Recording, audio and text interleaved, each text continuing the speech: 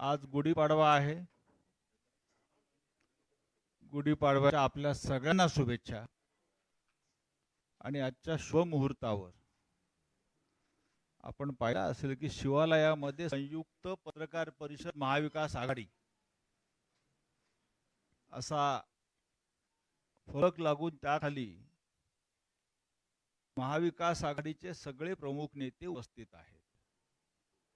माननीय शिवसेना पक्षप्रमुख उद्धवजी ठाकरे, आदरणीय शरदचंद्र पवार साहेब, काँग्रेस पक्षाचे प्रदेशाध्यक्ष नानासाहेब पटोले, पृथ्वीराज चव्हाण, बाळासाहेब थोरात, राष्ट्रवादी काँग्रेसचे प्रदेशाध्यक्ष जयंतराव पाटील, शेका पक्षाचे शेतकरी कामगार पक्षाचे भाई जयंतराव पाटील, समाजवादी पार्टीचे आमदार रईस शेख, आम आदमी पक्षाचे धनंजय शिंदे, मार्क्सवादी कम्युनिस्ट पार्टीचे कॉम्रेड उदय नारकर, समाजवादी गणराज्य पार्टी आमदार कपिल पाटील, भारतीय कम्युनिस्ट पक्ष पार्टी कॉम्रेड सुभाष लांडे यांच्यासह अनेक प्रमुख नेते अनेक पक्षाचे इथे उपस्थित आहेत. आणि आपण पाहत असाल वातावरण जे आपण पाहता आजच्या दिवशी गुढीपाडव्याच्या दिवशी हे आनंद अत्यंत प्रसन्न आणि आनंददायक आहे. नाना पटोले मान हलवतात आमचे प्रेमानं. सगळे काँग्रेसचे प्रमुख नेत्यांच्या चेहऱ्यावर हास्य. आमचे मित्र सहकारी पवारसाहेब सुद्धा अत्यंत प्रसन्न मुद्रेने आपल्याकडे पाहत आहेत. सर्वप्रथम शिवालयामध्ये पत्रकार परिषद घेण्यास सगळ्यांनी मान्यता दिली, त्याबद्दल मी आपल्या सगळ्यांचा आभारी आहे. आणि आपण या वास्तूमध्ये प्रथम येत आहे म्हणून मी शिवसेनेतर्फे जो महाराष्ट्र आघाडीचा एक महत्त्वाचा घटक आहे, मी फक्त आपलं स्वागत करण्यासाठी मिलिंद नार्वेकर आपल्याला विनंती करतो, पार्टी सचिव, आणि माननीय उद्धव साहेबांना विनंती करतो, माननीय पवार साहेबांना आपण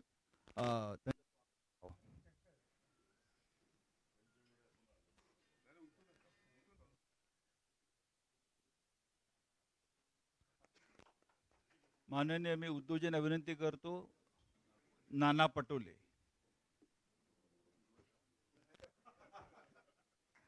आणि मी पक्ष सचिव मिलिंद नार्वेकरांना विनंती करतो की मंचावरील पृथ्वीराजजी देशमुख, चव्हाण, ते बाबा म्हटले, बाळासाहेब थोरात, रईस शेख,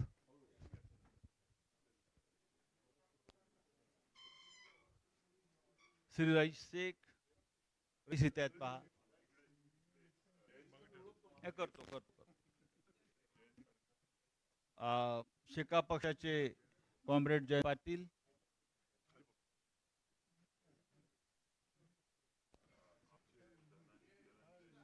धनंजय शिंदे,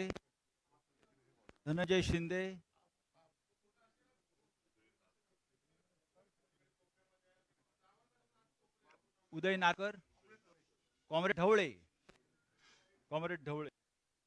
आमदार कपिल पाटील इथे, कॉम्रेड सुभाष लांडे,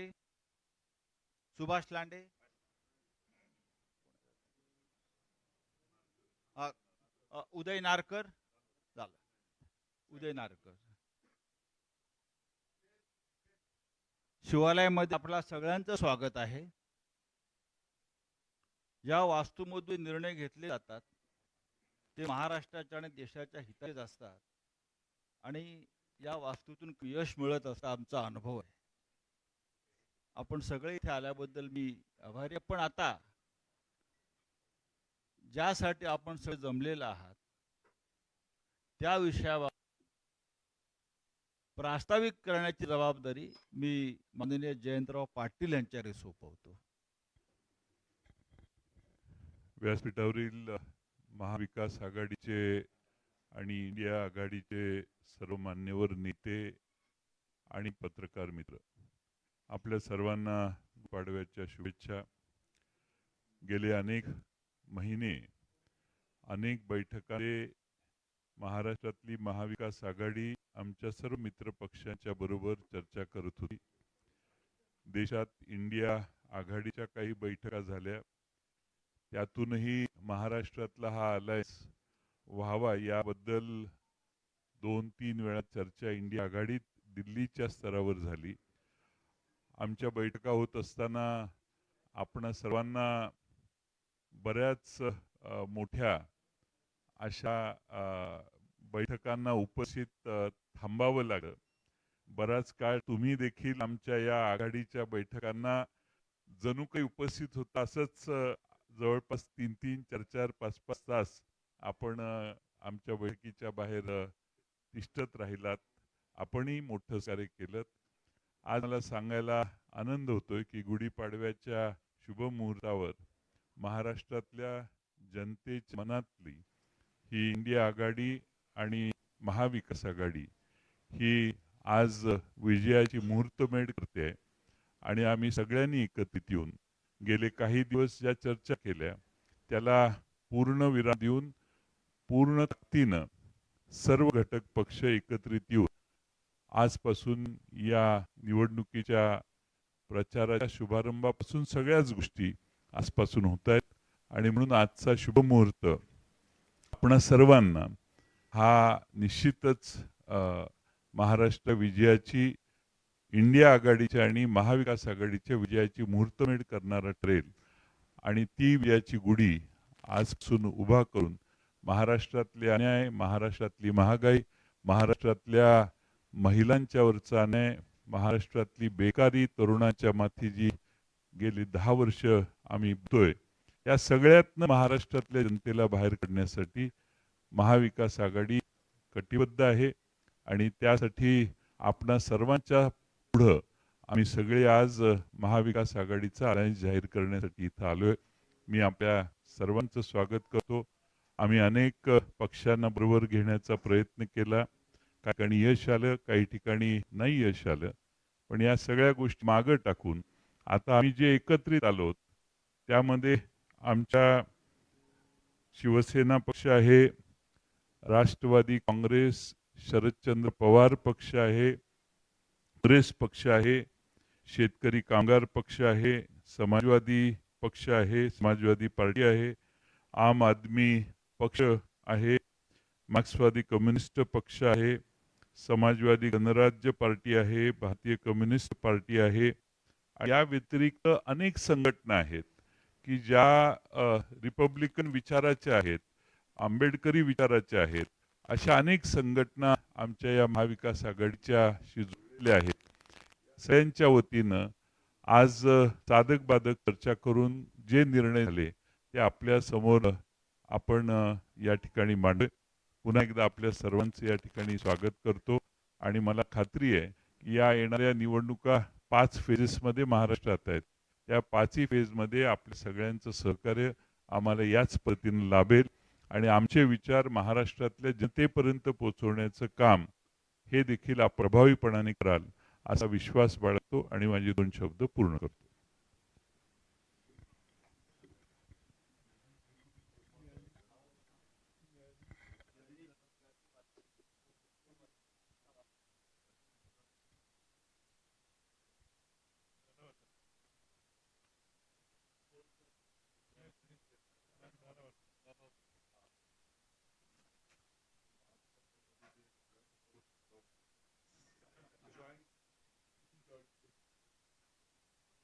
आ, येतो मी नाही, आपण सत नाही आहे. आज आपण ज्यासाठी आलेला आहे तो आपल्या मनातला मुख्य प्रश्न आहे, जागा वाटप कसं झालंय किंवा आपण किती जागा कुठे लढताय. खरं म्हणजे ही जबाबदारी आम्ही नानाभाऊ पटोले यांच्यावर दिली होती. नानासाहेब, तुम्ही आपलं जे जागा वाटप आहे ते जाहीर करा. नानांचं म्हणणं आहे की ते जबाबदारी त्यांनी त्या इकडे पटापट वाचतो. नाही मी करतो ना, नंतर प्रश्नोत्तर होऊ ना.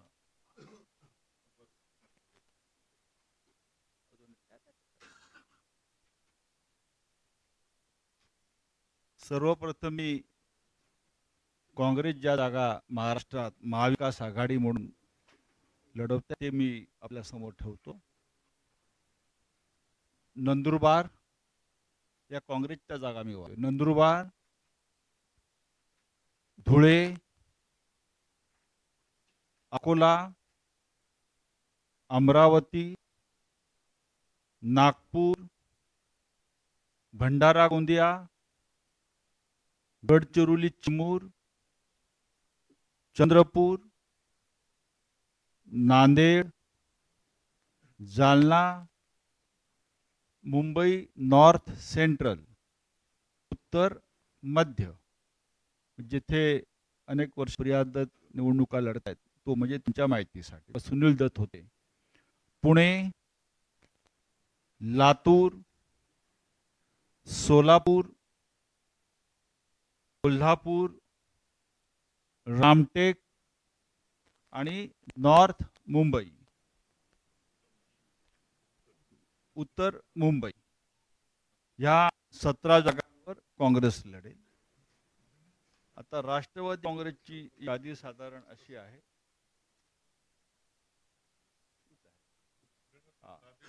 राष्ट्रवादी काँग्रेसची यादी आहे.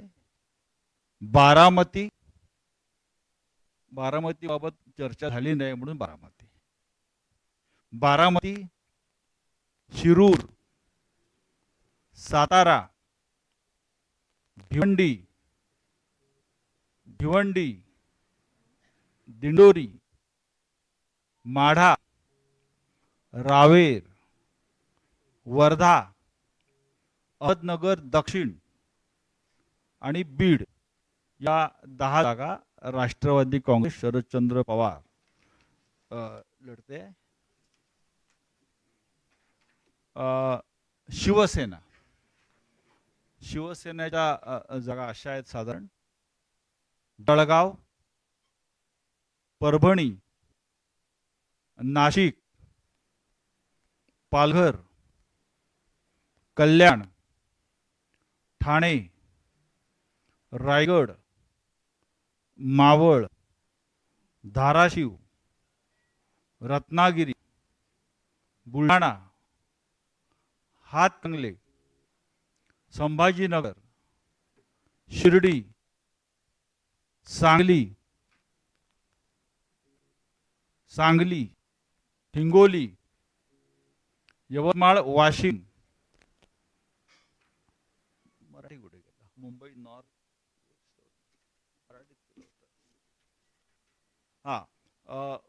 मुंबई नॉर्थ दक्षिण मध्य,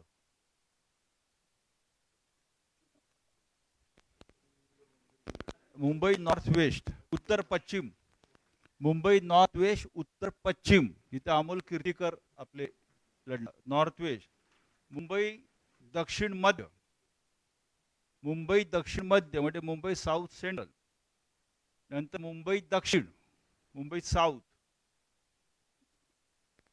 या साधारण 21 जागा शिवसेना लढते.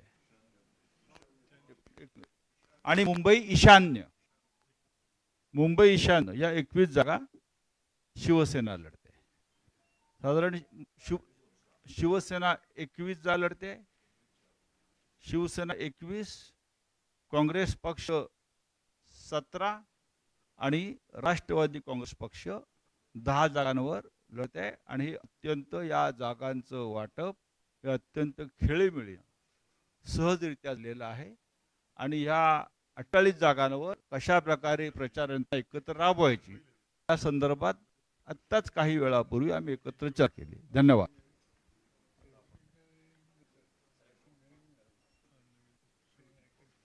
मी माननीय शरद पवार साहेबांना विनंती करतो,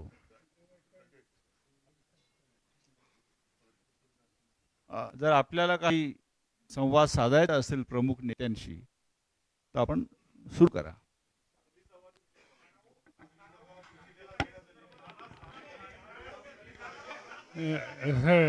एक एक एक एक एक एक एक या ठिकाणी या ठिकाणी तिन्ही पक्षांच्या वतीनं कोणते मतदारसंघ त्यांच्याकडे सुपूर्द केले आणि निवडून राहणार आहेत याचं वाचन तुमच्या पुढे केलं.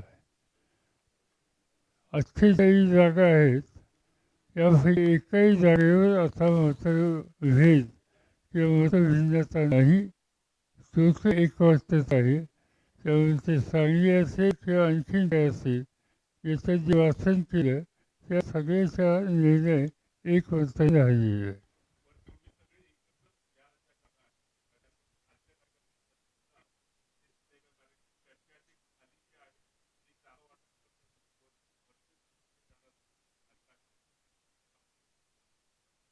पहिल्या प्रथम नव्या वर्षाच्या आपल्याला सर्वांना शुभेच्छा देतो आणि आपल्या माध्यमातून महाराष्ट्रातीलच नव्हे तर संपूर्ण देशाच्या जनतेला हे नवीन वर्ष अत्यंत सुखाचं, समृद्धीचं, आनंदाचं आणि हुकुमशाही नष्ट होण्याचं जावो या शुभेच्छा देतो.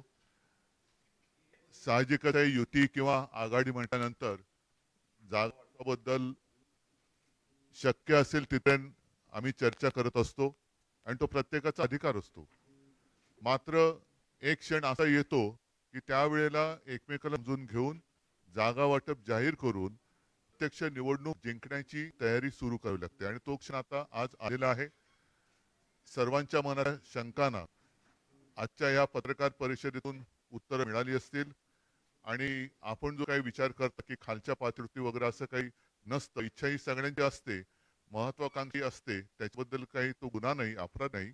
मात्र परत परत सांगतो की जिंकण्याचं एक मोठं उष्ट डोळ्यासमोर ठेवल्यानंतर एका क्षणानंतर या सगळ्या महत्वाकांक्षांना आणि इच्छेला आवड घालून आपण कशासाठी आणि कोणासाठी लढतोय ते डोळ्यासमोर ठेवून लढावं लागतं आणि जिंकावं लागतं. आता कोणाच्याही मनात कोणतेही प्रश्न राहिलेले नाहीत. सगळेजण जोमाने कामाला लागलेले आहेत आणि आपल्यासमोर येण्याच्या आधी आणि नंतर सुद्धा आम्ही आता महाविकास आघाडीचा एकत्रित कार्यक्रम कसा असेल त्याबाबत चर्चा करून त्याच्याही तारखा जाहीर केल्या जातील.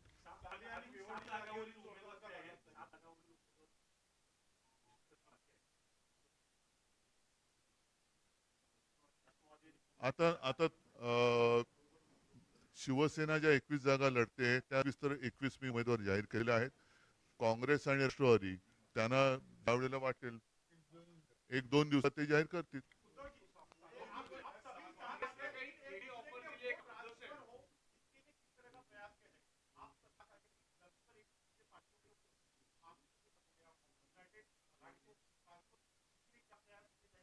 प्रयास तो लगातार जारी है और मैं मानता हूं कि अभी ज्यादा प्रयास करने की आवश्यकता नहीं है. पूरी जनता ने तय किया है कि मैंने नारा दिया था कि इसको तड़ीपार करना है तो ऐसा करके दिखाएगी.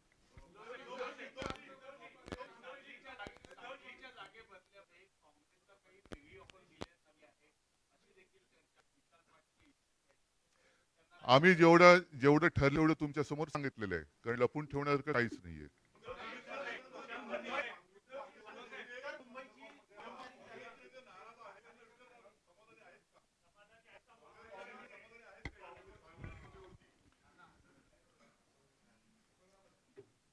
काँग्रेस हा राष्ट्रीय पक्ष आहे. स्वातंत्र्याच्या लढ्यामध्ये काँग्रेसच मोठं योगदान आहे. हे कोणाला आता म्हणजे इतिहासामध्ये मला जायचं नाही आहे. आमचे नेते राहुलजी आणि आमचे नेत्या सोनियाजींना या तानाशा सरकारने केंद्रातल्या काय ट्रीटमेंट दिलं हे सगळे काँग्रेसचे कार्यकर्ते आणि देशाची जनता या सगळ्या ट्रीटमेंटला समजून आहे, या अपमानाला समजून आहे. सोनियाजींची तब्येत चांगली नसताना सुद्धा त्यांना ईडीच्या ऑफिसमध्ये तास बसवून ठेवलेला आहे. हा देशातला काँग्रेसचा कार्यकर्ता आणि देशातली जनता विसर नाही आहे. आणि म्हणून या तानाशा प्रवृत्तीच्या विरोधात जी काही काँग्रेसने सुरू केलेली आहे त्याच्यामध्ये जे आमचं इंडिया आघाडी आहे, आमचं राज्यामध्ये महाविकास आघाडी आहे, जागावाटपाचा हा तिढा जो आहे आज आम्ही आज संपुष्टात आणलेला आहे. मोठं मन करून आमच्याही कार्यकर्त्यांनी देशामध्ये भाजपचं सरकार आणि नरेंद्र मोदीचं सरकार हे सत्तेतून बाहेर काढण्याच्या दृष्टिकोनातला एक प्रयत्न आम्ही सुरू केलेला आहे. आणि महाविकास आघाडी म्हणून महाराष्ट्रातून भाजपचं पाणी करणं, त्याला सत्तेच्या बाहेर काढणं आणि राज्याच्या जनतेला, कारण की आज राज्यातलं जे सरकार आहे भ्रष्टाचारी सरकार आहे, केंद्रातलं सरकार हे भ्रष्टाचारी सरकार आहे. झुटो या सरदार असं व्याख्या दिली तर आजकाल चंद्रपूरमध्येही आपण पाहिलं की म्हणजे पुन्हा म्हणजे काँग्रेसने जो जाहीरनामा सामाजिक न्यायाचा दिला त्याला मुस्लिम लीगशी जोडतात आहेत. तर यांची पातळी किती खाली गेली हे आपल्याला पाहायला मिळते आहे. जनगणना हा या देशातल्या प्रत्येक बहुजनांचा, शोषित पीडितांचा तो अधिकार आहे. राहुल गांधीजींनी ती भूमिका मांडली, यांच्या पोटात दुखायला लागलं, त्याला मुस्लिम लीगशी जोडायचं कारण मुस्लिम लीगने या देशाला तोडलं, फाळणी केली. त्यांचा जो एक अजून आहे हिंदू महासभा, त्यांनी पण या देशाच्या या व्यवस्थेमध्ये फाळणीमध्ये त्याचं मोठं योगदान आहे. मुस्लिम लीगचा उल्लेख करण्याच्या मागचा यांचा उद्देश काय? या राज्यामध्ये आणि या देशामध्ये सामान्याची भूमिका नसली पाहिजे ही भाजप मानसिकता आहे. ते काल नरेंद्र मोदींच्या देशाच्या प्रधानमंत्र्यांच्या वक्तव्यातून स्पष्ट झालेलं आहे. त्याच्यामुळे काँग्रेस या महाविकास आघाडीमध्ये ज्या सांगली भिवंडी आपल्या जागेचा उल्लेख आपण करताय, आमचे सगळे कार्यकर्ते एकजुटीनं महाविकास आघाडीच्या उमेदवाराला जिंकून आणण्यासाठी पूर्ण प्रयत्न करतात. आपण जे काही प्रश्न विचारताय की मतं एकमेकाला जातील का, बिलकुल जाणार. कारण की राष्ट्रवादी आणि शिवसेना हे जे ओरिजिनल पक्ष आहेत त्यांचे दोन्ही नेते आमच्याजवळ बसलेले आहेत. नरेंद्र मोदी सांगतात की हा नक्की शिवसेना आहे. बाळासाहेब ठाकरेंच्या निर्माण केलेला हा जो शिवसेना आहे त्याच शिवसेनेला नकली शिवसेना माणसं आणि केंद्रीय तपास यंत्रणेचा दुरुपयोग करून, सत्तेचा दुरुपयोग करून शिवसेनेला जे तोडलं गेलं, राष्ट्रवादीला तोडलं गेलं, एक राष्ट्रवादीचे कार्यकर्ते किंवा शिवसेनेचे ओरिजिनल कार्यकर्ते हे विसरणार नाहीये. त्यामुळे मत ट्रान्सफरचा हा जो प्रश्न तुम्ही उपस्थित केला हे कुठलाही नाही, तिन्ही पक्षाचे कार्यकर्ते आणि खाली नेते हे जॉली ही लढाई लढतील आणि महाराष्ट्रामध्ये आमच्या महाविकास आघाडीचे सगळे उमेदवार जिंकून येतील अशी परिस्थिती आहे. आज पहिल्या फेजमध्ये ज्या 5 लोकसभेच्या निवडणुका होतात त्या 5ही महाविकास आघाडी म्हणून आम्ही जिंकणार अशी परिस्थिती आज विदर्भामध्ये आहे. 30 लाट पूर्ण महाराष्ट्रामध्ये आपल्याला पाहायला मिळते. लोकांनी निवडणूक हातात घेतलेली आहे, जनतेने निवडणूक हातात घेतली आहे. काल तर तिथं पैसे देऊन लोक आणली चंद्रपूरला.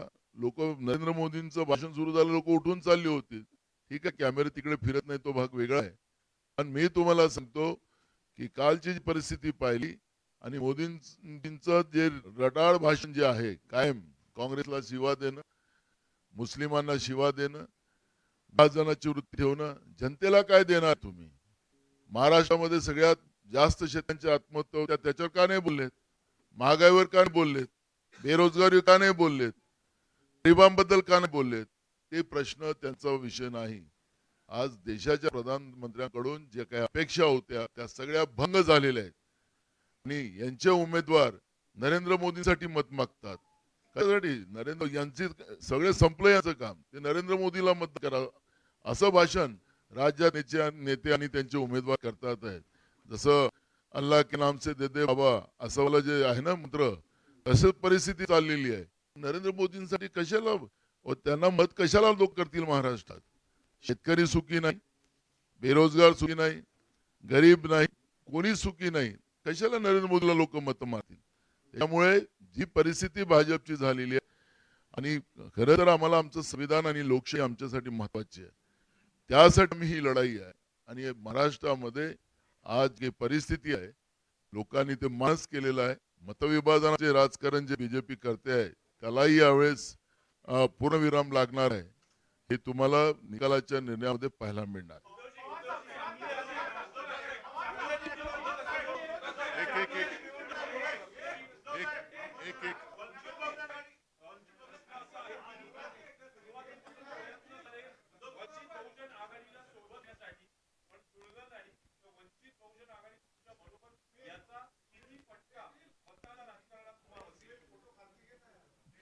बघा, एक गोष्ट तुम्हाला पहिल्या प्रथम सांगितली गेलेली आहे. मला वाटतं जयंतराव आप बोललात की ही महाविकास आघाडी जास्तीत जास्त व्यापक कशी होईल त्या दृष्टीने आम्ही आठवड्यात प्रयत्न केले आणि मला खरंच या सर्व आमच्या सहकार्यांना धन्यवाद द्यायचे आहेत. कारण त्यांनी एकही जागा न मागता पूर्णपणाने देशाच्या घटनेचं रक्षण करण्यासाठी आणि लोकशाही वाढवण्यासाठी एक ताकद जी आम्ही उभी करतो त्या ताकदीमध्ये त्यांची सुद्धा ताकद ही जोडली. मला त्यांना खरंच मनापासून धन्यवाद द्यायचे. नुसतं तोंडावरती मी बोलत नाही, पण एकही न मागता त्यांनी ही भूमिका स्वीकारली. आमची अपेक्षा अशी होती की प्रकाशजी सुद्धा आमच्या महाविकास आघाडीत येतील. त्यांना काही जागा आम्ही देऊ केल्या होत्या. दुर्दैवाने ते काही शक्य झालं नाही आणि म्हणूनच मी साधारणतः गेल्या आठवड्यामध्ये आपल्याशी बोलताना ही भूमिका जाहीर केली होती की ते काही जरी बोलले तरी आम्ही त्यांना काही उत्तर देणार नाही. कारण आजही प्रकाशजींबद्दल आमच्या मनामध्ये प्रेम आदर आहे. त्यांनी सुद्धा संविधान रक्षणासाठी एक दिलदारी किंवा मोठी भूमिका घेण्याची आवश्यकता आहे असं आम्हाला आजही वाटतं. पण आता तरी ते शक्य झालेलं नाहीये. भविष्यात काय कसं घडेल आपण बघू.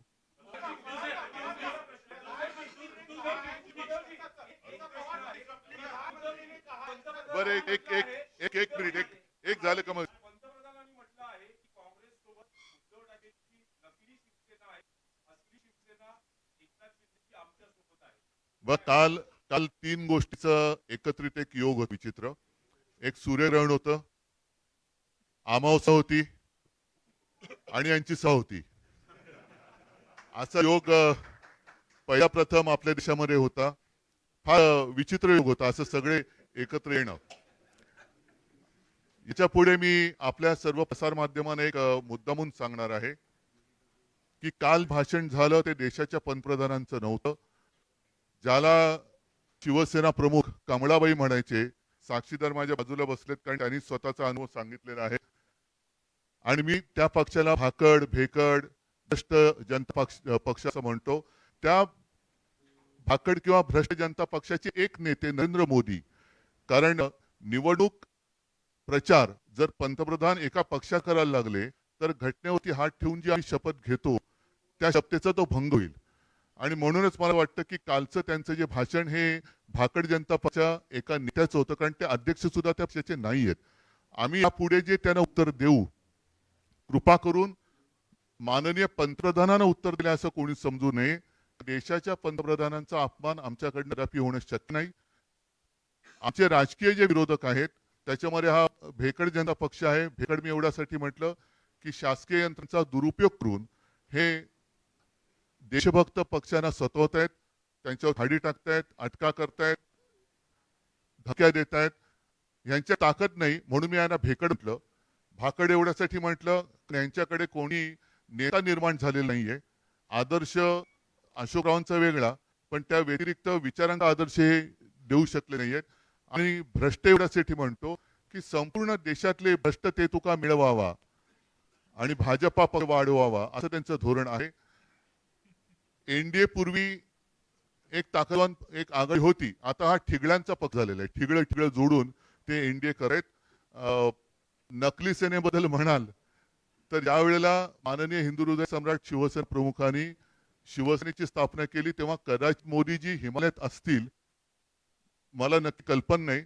आणि आता त्यांनी येऊन म्हणजे महाराष्ट्राच्या बाहेरच्या माणसांनी येऊन महाराष्ट्रातल्या जनतेला असली सेना आणि नकली सेना म्हणायचं हे कहर जा.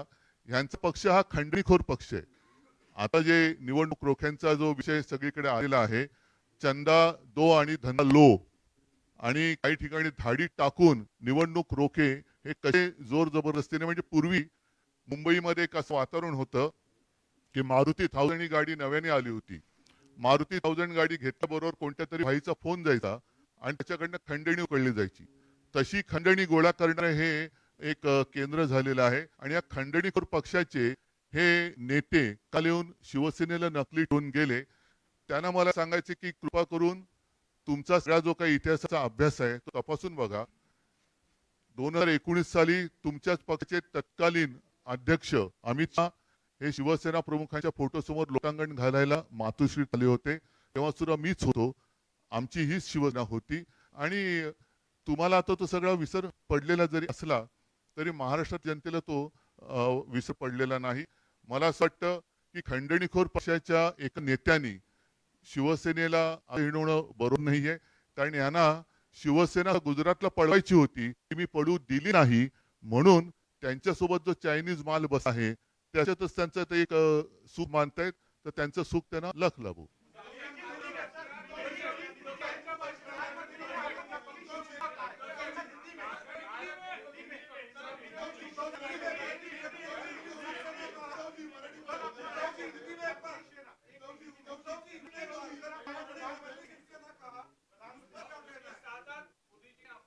मैं मैंने सारी बातें जो मराठी में कही शायद मुश्किल होगा हिंदी में ट्रांसलेट करना, लेकिन कल मोदी जी महाराष्ट्र में आए थे और कल का योग जैसे मैंने कहा कि ऐसा योग बहुत सालों के बाद आया. एक तो कल सूर्य ग्रहण था, अमावस भी थी और मोदी जी की सभा भी थी. तो इतना बुरा योग बहुत सालों के बाद शायद देश ने अनुभव किया है. और कल जो उन्होंने भाषण किया वो प्रधानमंत्री का नहीं था, भ्रष्ट जनता पार्टी के एक नेता नरेंद्र मोदी जी का था. मैंने पहले कहा है कि चुनाव अब शुरू हुआ है, चुनाव की तैयारी शुरू हुई है. प्रधानमंत्री अगर एक पार्टी का प्रचार करने लगे तो वो अच्छी बात नहीं है. और इसके आगे जब हम उनकी आलोचना करेंगे तो सब लोग ध्यान में रखें कि हम अपने देश के प्रधानमंत्री की आलोचना नहीं करेंगे. हम तो भ्रष्ट जनता पार्टी के एक नेता नरेंद्र मोदी जो है उनकी आलोचना करेंगे. तो कृपा कर ऐसे कभी नहीं मानना कि हमने उनके ऊपर कुछ टिप्पणी की तो प्रधानमंत्री की आलोचना की, ऐसे आप नहीं मानना. अगर वो हमें हमारी आलोचना करेंगे तो हम भी उनकी आलोचना करेंगे. उन्होंने जो बात कही नकली सेना की, मैं तो कहता हूं कि आता खंडणीखोर हिंदी शब्द काय, रिश्वतखोर नाही, रिश्वतखोर म्हणजे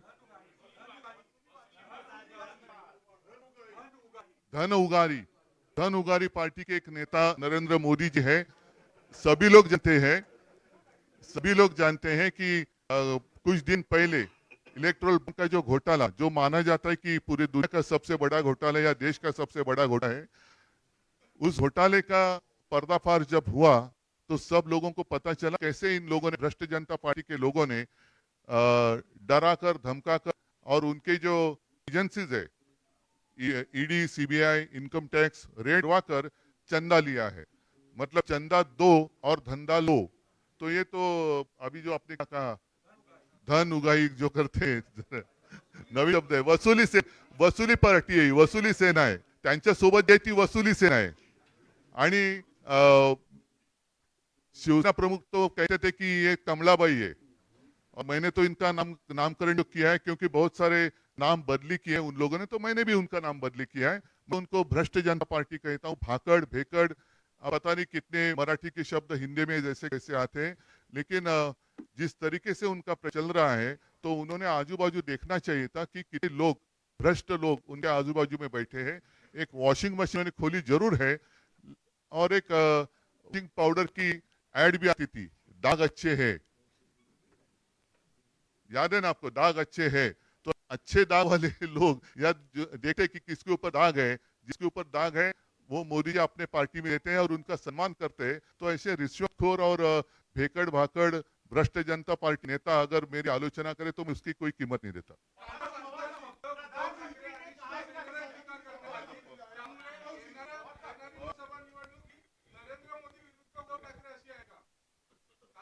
अरे पण त्यांना पहिले पॉवरेबल विचारलं.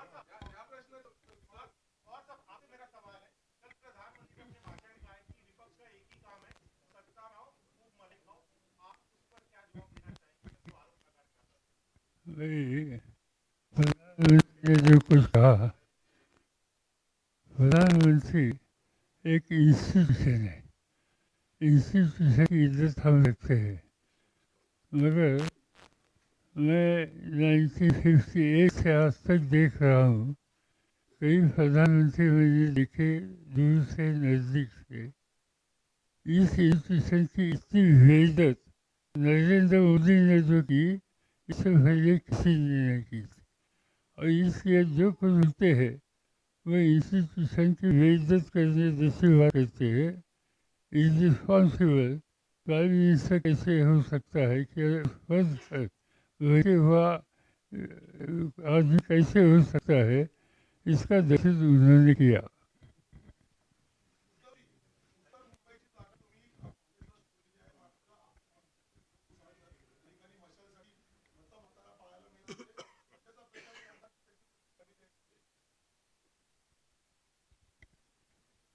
हे खरं आहे की विनोद घोसाळकर यांनी प्रचार सुरू केला होता, पण विनोद घोसाळकर हे आमचे कट्टर शिवसैनिक आहेत.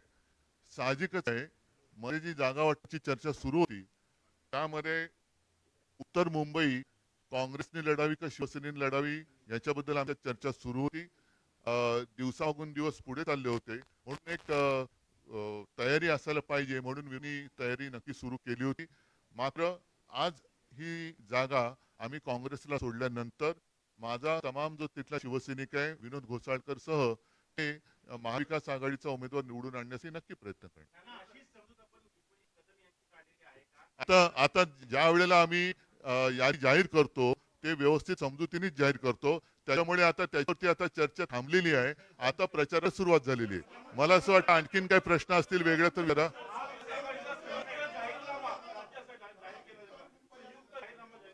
हो, नक्की जाहीर केला जाईल. संपूर्ण देशासाठी काँग्रेसने एक उत्तम जाहीरनामा जाहीर केलेला आहे. साहजिकच आहे, इंडिया आघाडीचं सरकार आल्यानंतर हा जाहीरनामा सत्यामध्ये त्याचं रूपांतर होईल. मात्र राज्यासाठी जर काही आमचे वेगळे जे विषय असतील किंवा आहेत त्याचा त्याचा आम्ही उल्लेख आमच्या महाविकास आघाडीच्या जाहीरनाम्यात करू. आणि अशी आवश्यकता नाही की मोठा जाडजूड आणखीन वेगळा काही वचननामा ज्याला आम्ही म्हणतो ते देण्याची आवश्यकता आहे. पण इंडिया बरोबर म्हणजे देशाच्या वचननाम्याबरोबर आपल्या महाराष्ट्राची सुद्धा जी काही महत्वाचे प्रश्न आहेत त्याच्यात आम्ही नक्की जोडू. एक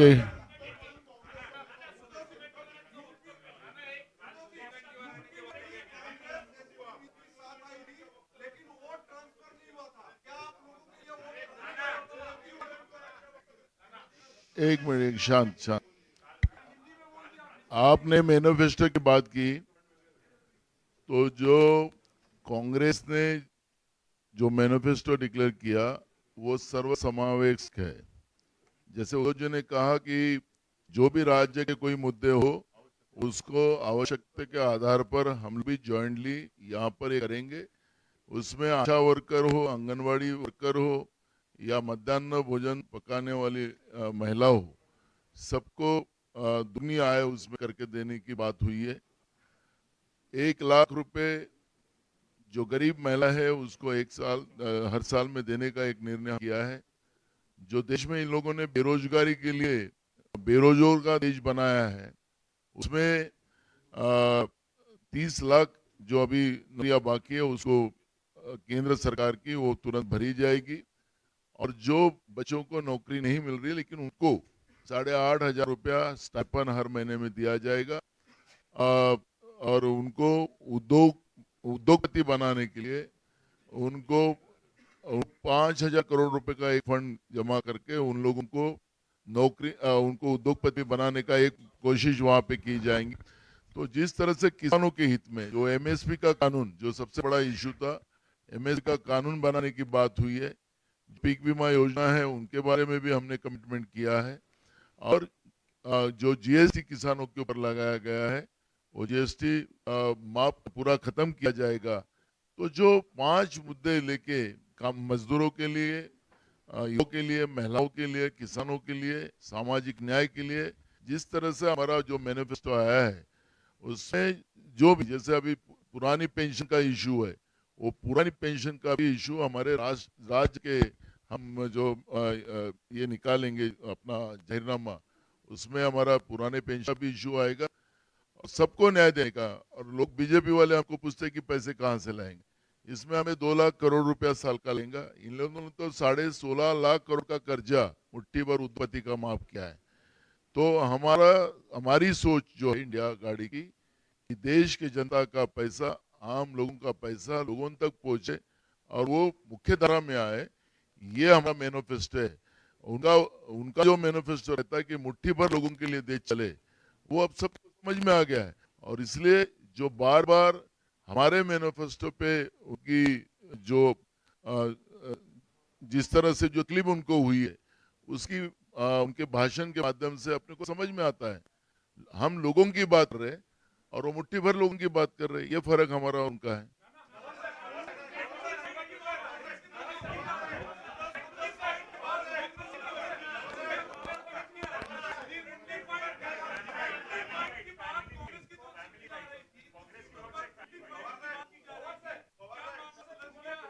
कौन सा एक मिनट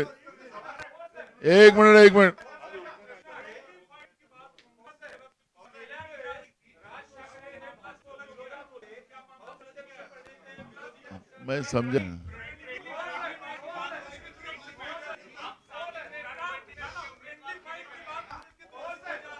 इशू क्लोज हो गया, अब उसकी चर्चा नहीं है। हम लोगों ने सबसे चला, धन्यवाद।